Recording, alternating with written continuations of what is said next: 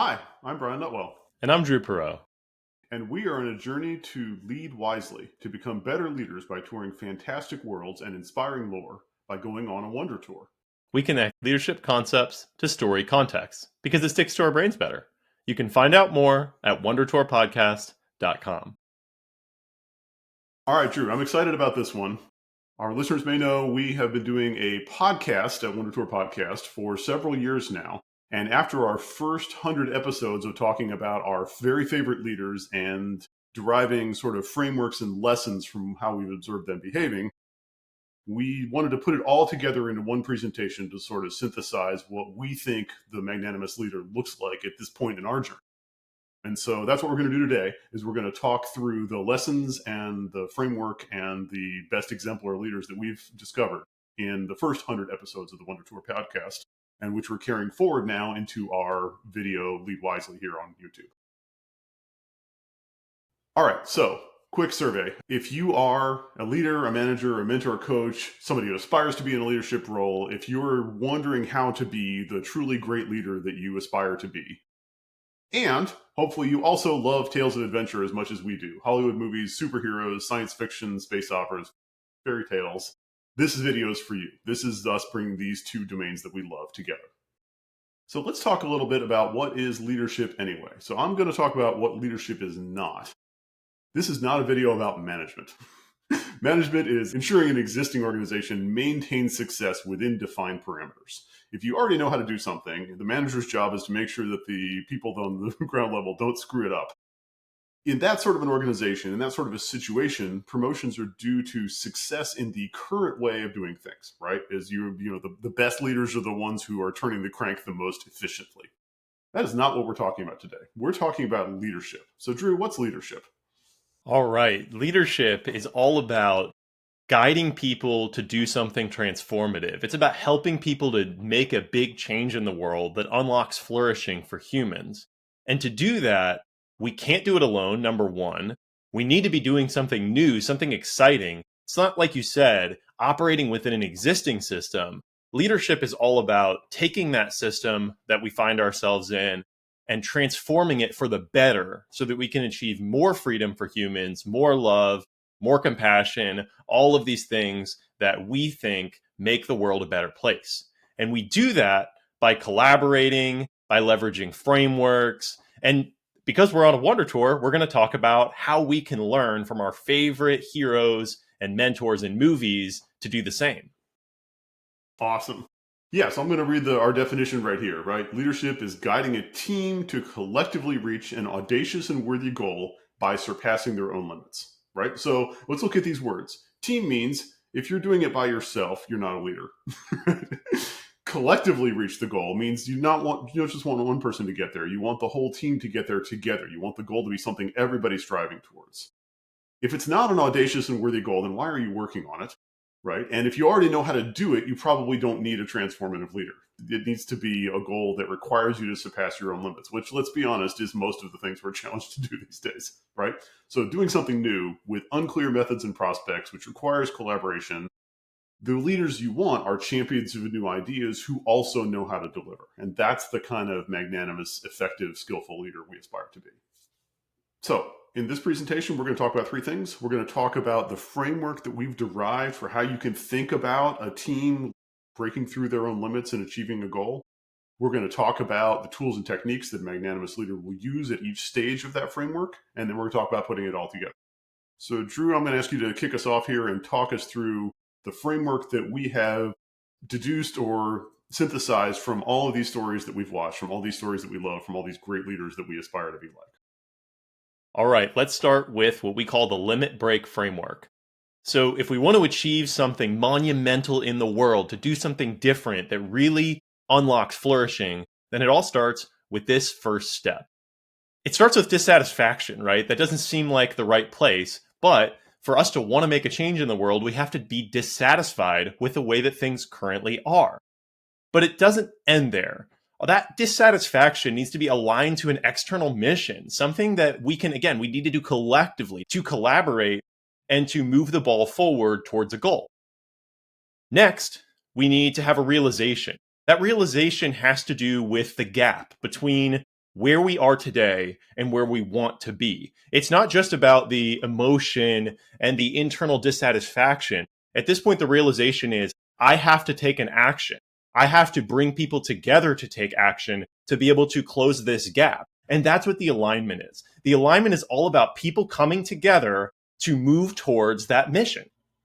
But it's not, as we learn in movies, always that easy. It's not just getting the team together and it's all fun and games, because what is the most common thread in the greatest stories that humans ever tell? There's always a cost to be paid. What is the sacrifice that needs to be made in order to achieve this new goal that we have?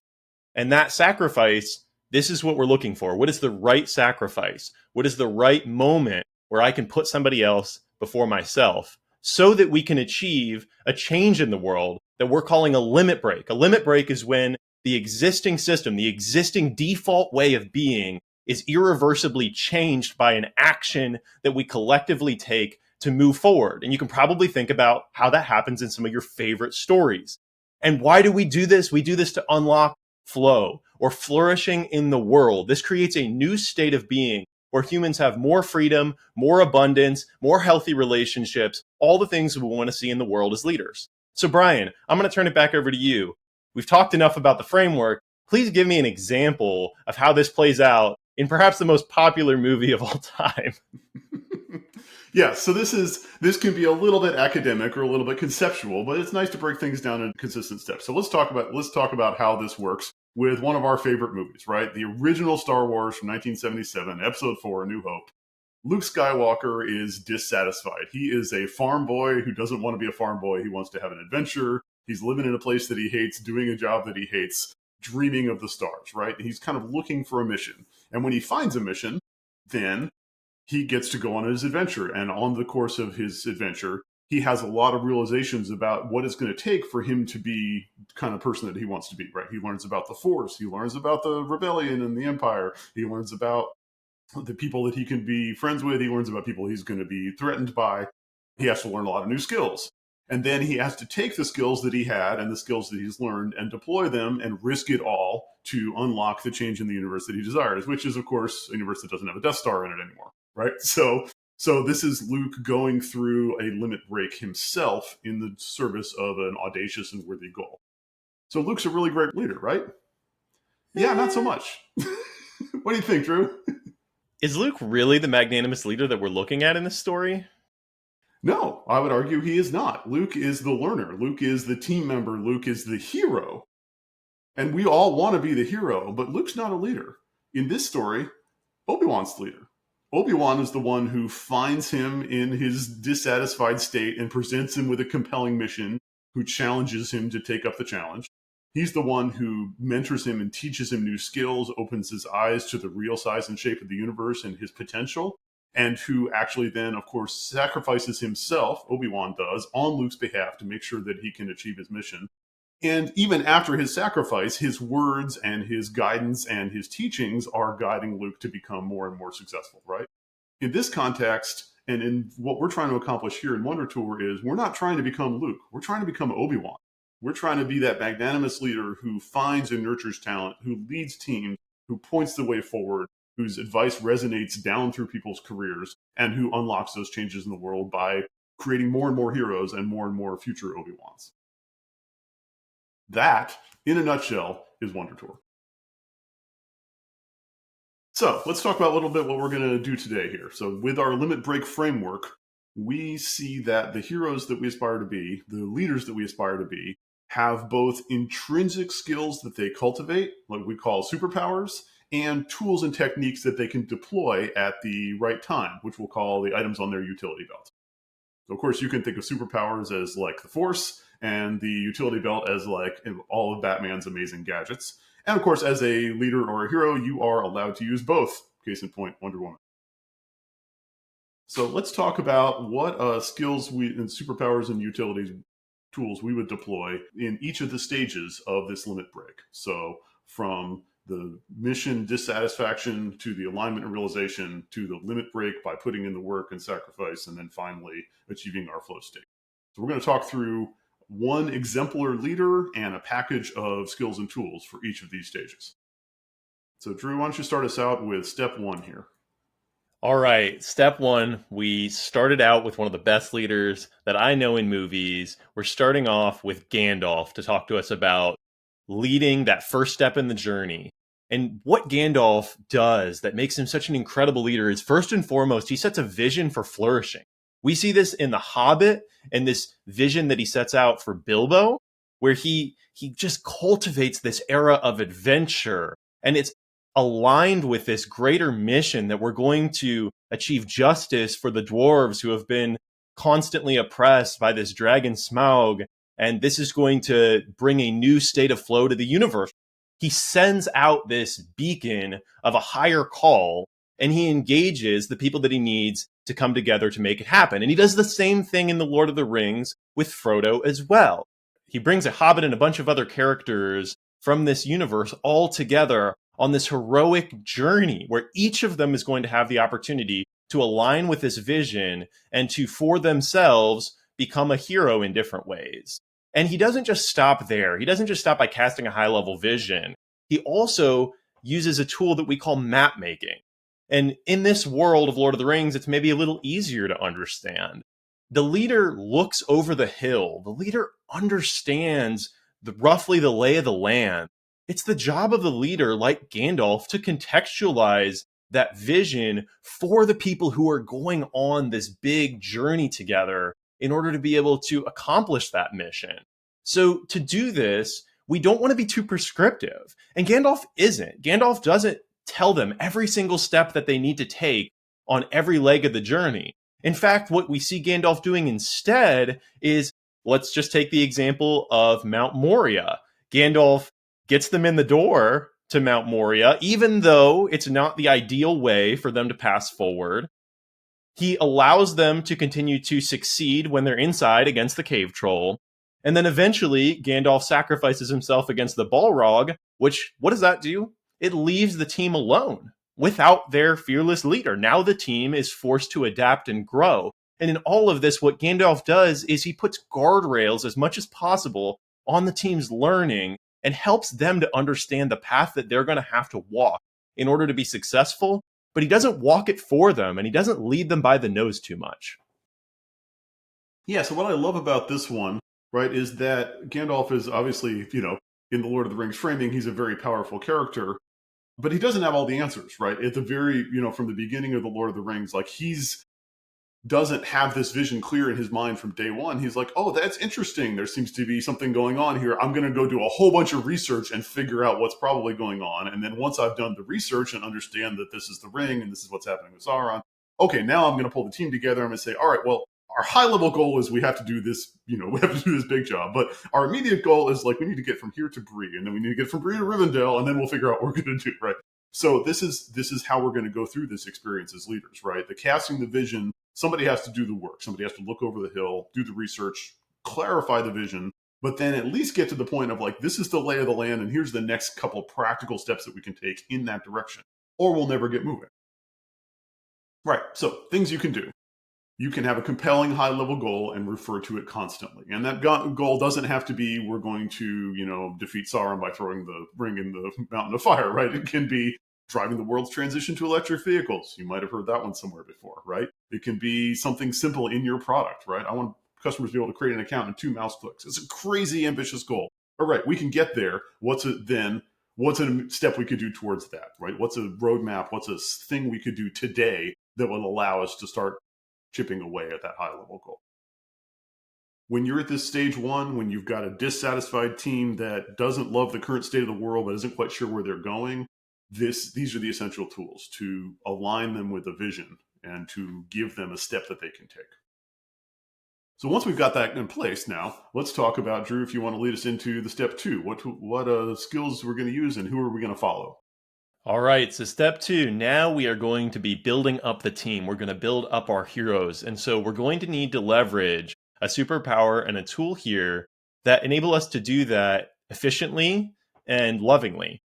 So we're going to go to another classic movie, and we're going to talk about Morpheus from The Matrix, because come on, if there isn't a better example of a mentor who looks and finds the hero that can unlock the future, that can unlock the mission, but doesn't see themselves as that hero, it's Morpheus. And Morpheus sees his role as the nurturer, as the mentor for Neo.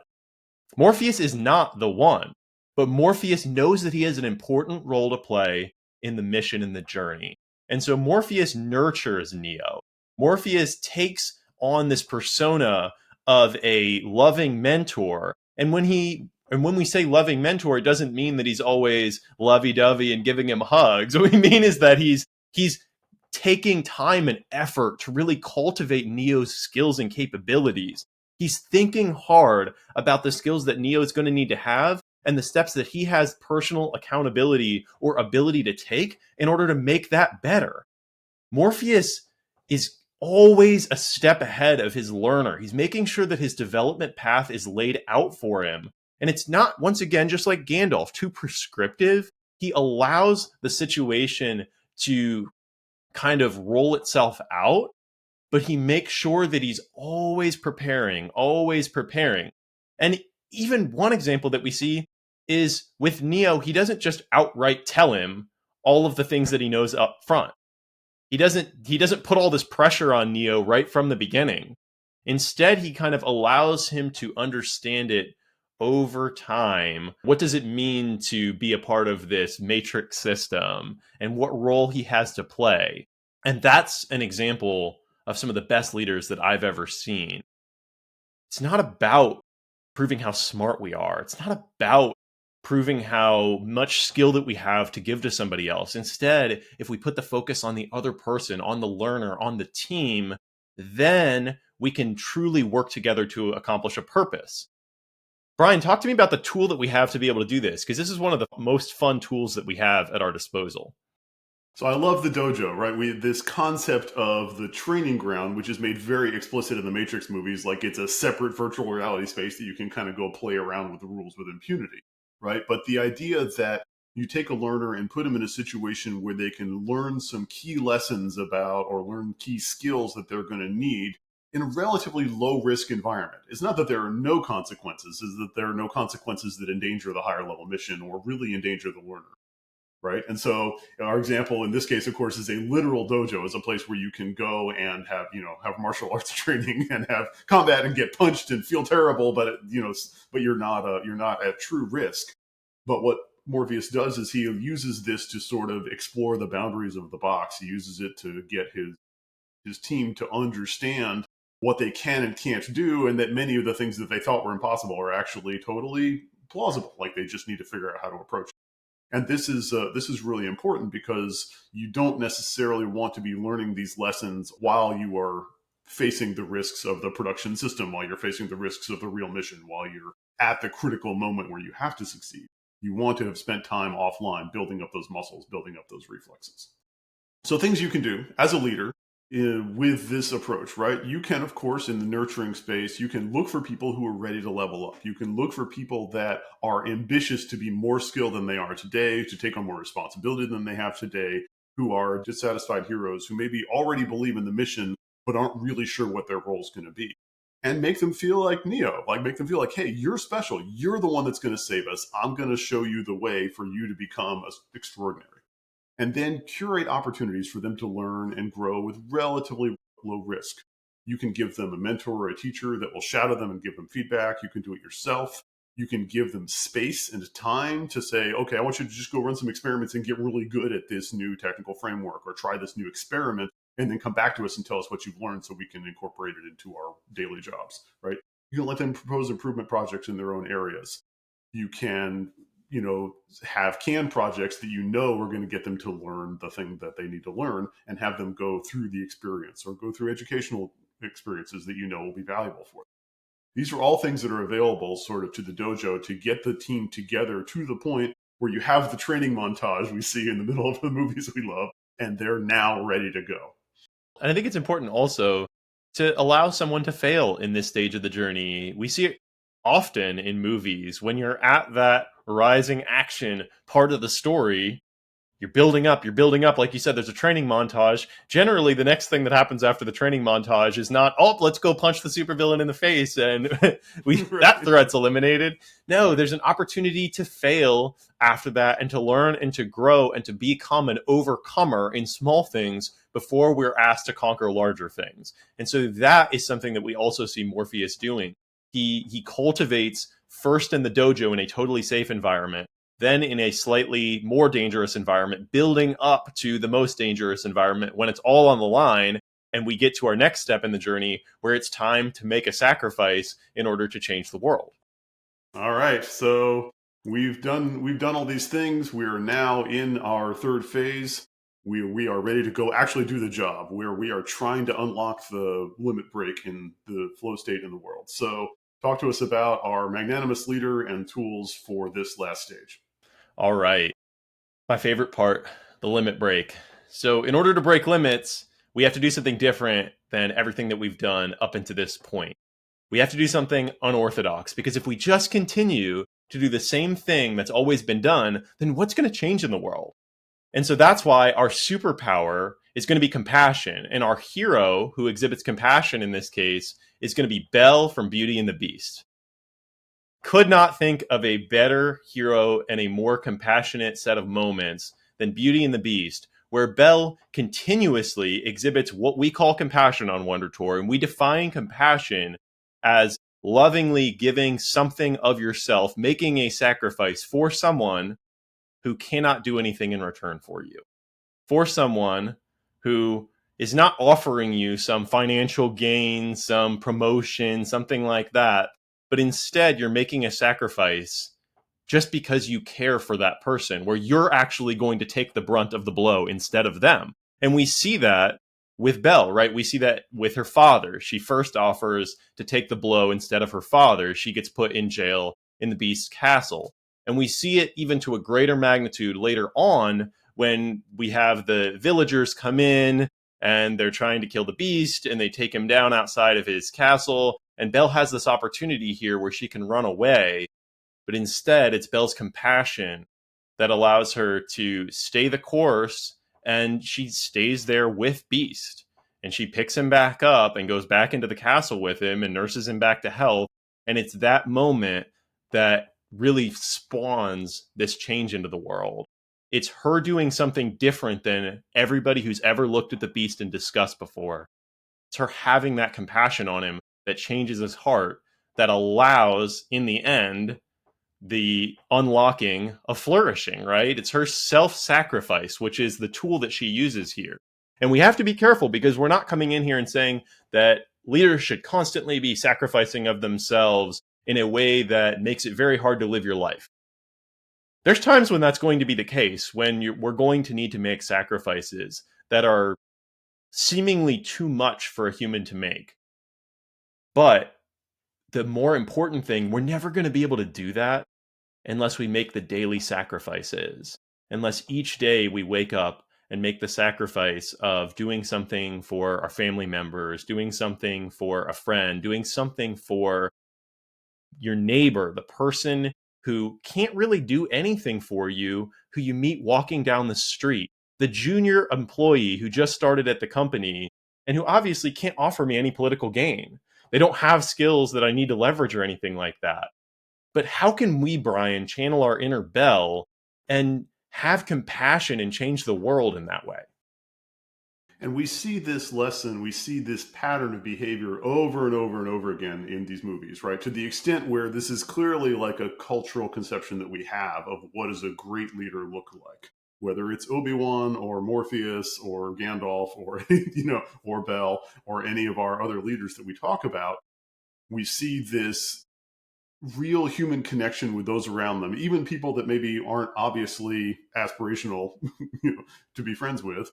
And we see this willingness to, in the presence of the audacious and worthy goal, to step up and say, no, take me instead, or to step up and say, like, all right, I'm going to take the hit. You guys keep going, right? We see that over and over again. And so, yeah, Belle's a wonderful exemplar of this. And Brian, maybe why is this so important to humans Probably because we're finite beings. We're beings that have short time, and if there's one thing that's guaranteed, it's you will die. And so it makes no sense for humans to make a sacrifice. It makes no sense to give of your most finite resource and get nothing in return. I think that's the secret of the limit break framework. It's this moment where we realize that in order to make this big change in the world, it will enact a cost. But as a leader, to be willing to pay the cost when the time is right, to do it like Obi-Wan does it, right? In episode 4, where he's there in front of Darth Vader and he has this opportunity to battle Darth Vader to the death. And instead, he makes the sacrifice. And we see Luke watching Obi-Wan in that moment. And what does that do? That changes Luke. Luke sees Obi-Wan and the way that he approaches the mission. He sees how aligned he is with the mission. And he sees that rather than trying to fight with his own strength, he's going to empower Luke. And he's going to take this stand against evil. And in the end, that stand against evil in that moment is what allows the good guys to win in the Star Wars original trilogy. It's what allows Anakin to come back out in Darth Vader in episode 6. It's that sacrifice that Obi-Wan makes in that moment. That's what we're talking about when we talk about using the tool of self-sacrifice. And that's because as the leader, again, as if you're aspiring to be like Obi-Wan, it's because you're committed to the collectively reaching the goal. You're not viewing yourself as the indispensable hero who must personally solve all the problems. You're viewing yourself as the one who has the vision and the wisdom and the compassion to decide the right moments to spend your capital, to spend your personal efforts to shield your team from the blows, right? That's the opportunity that you have. And if you take that, everyone will take that lesson to heart. They will see it happening and they will understand the correct way to value the mission. So let's talk about some practical ways you can do that in a business leadership context, right? When these opportunities come where you're confronting someone outside the organization, whether it's a boss or a client or something like that, right? As a leader, you should take accountability for challenges, for delays, for problems. But if things are going well, you allow the junior team members to report their successes. You're going to get credit anyway. If you're a leader and things go well, you're already going to get credit for things going well. You don't need to stand up and put your name all over things and paint your ego in front of it. You can allow junior people, but you don't want to demotivate your team by having them have to explain a thing that is a failure of the whole team. You don't want to demotivate your team. This is not an Obi-Wan or Gandalf level sacrifice, but it is absolutely a time when you can show your value and show your compassion to your team. Is by standing up and saying, yeah, we got a problem here, and this is what we're going to do about the problem, and not throwing anybody else under the bus. And then there's the more private moments where you can look at your team, and if somebody's struggling, if somebody's suffering, if somebody's working too hard, you can say, is there anything I can take off your plate? Is there a job that I can do? Is there something I can assign to somebody else? Look for the opportunities to make sure that you aren't going home at 4:00 when everybody else is leaving at 9. Make sure that that the team is healthy and going to make it to the finish line. All right, so let's put it all together here. So we're going to go back to our example of Morpheus, but I'm just going to ask you, viewer, right now, imagine what would it be like if you had a leader who had a clear and compelling vision of the future, who was seeking out new team members, who found you and plucked you up and said, I think that you are going to be extraordinary. I think you're going to be the superhero the world needs. And in order for you to do that, I need you to be on this team. And here's your training opportunities. Who sent you to the dojo, who sent you to education, who made sure that you had all the skills that you needed, who built you up, who went into the battle with you, who went into the project with you, stood shoulder to shoulder and helped you out, who was willing to put their own reputation, their own self-comfort, their own ego on the line to sacrifice to make sure that you succeeded. How would you feel if you had that leader? How would you feel if you were put in that position, if you were that well supported? Right? That'd be pretty great, wouldn't it? All right, so now I'm going to ask you to imagine, what would it be like if you were that leader? What would you do differently today? What would you look at your calendar on your phone right now? What jobs would you do that are on that calendar if you were Morpheus? If you were the magnanimous leader with the vision and the compassion and the dojo and the self-sacrifice? Which things would you choose to do? What things would you do that you're maybe not doing right now? What things would you let slide off your plate because they really aren't essential to achieving that audacious and worthy goal. They're not essential to unlocking that limit break in the world. That's the challenge we're after here on WonderTour. That's the challenge that we're aspiring to take on as magnanimous leaders, is to learn from these archetypal stories that we can keep in our heads as like, oh, if I was Obi-Wan, what would I do right now? What would I do this week? What would I do this year? What would I do if I was Morpheus? If I was Gandalf? If I was Bell in this moment facing this challenge, how would I respond? And that's challenge with the concept of the limit break framework, with the skill sets that we've identified and the ones we're going to continue to mature. That's what we're aspiring to do, is to help us move forward as the magnanimous leaders that we all really, really want and aspire to be. Because, Brian, in the end, we all have the opportunity to choose each day who we're going to be. Who we were in the past, who we were earlier today, doesn't have to be who we are going forward. So you and I come together on this WonderTour to be inspired by these leaders who we see doing things in a way that enacts positive change in the world, that creates this flow state, that creates flourishing. And they do it by being the Obi-Wan. They do it by being the Gandalf. And that's what we're trying to do. So that's why we are on this WonderTour. We want to be the type of people who can make that change in the world. And we know that it's a journey, it's a process. None of us is going to be the perfect Obi-Wan. None of us is going to be perfect all the time. But to be able to take steps every single day and to choose today who we're going to be, that's what it's about. Yes, it is. That's a nice segue. We close every episode of WonderTour with a quote from our favorite Greek philosopher, Heraclitus: "Character is destiny. Who you are will determine your outcomes." And the thing that we are discovering as we go along is that character can be cultivated. And that's what we're here to do on WonderTour. So thank you so much for joining us. As always, this was a lot of fun. The first 100 episodes were really powerful for us in sort of synthesizing some of these lessons and looking at some of our favorite leaders. But we're not done yet. And so now that we're in our Lead Wisely video series, we're starting a new video series now. We just finished up our villains one. And with our next series, we're going to be doing Trust the Process: coaching, mentoring, teamwork, and of course, Kung Fu Panda. So we really hope you join us for that one. I'm looking forward to that conversation. And just remember, as always, character is destiny.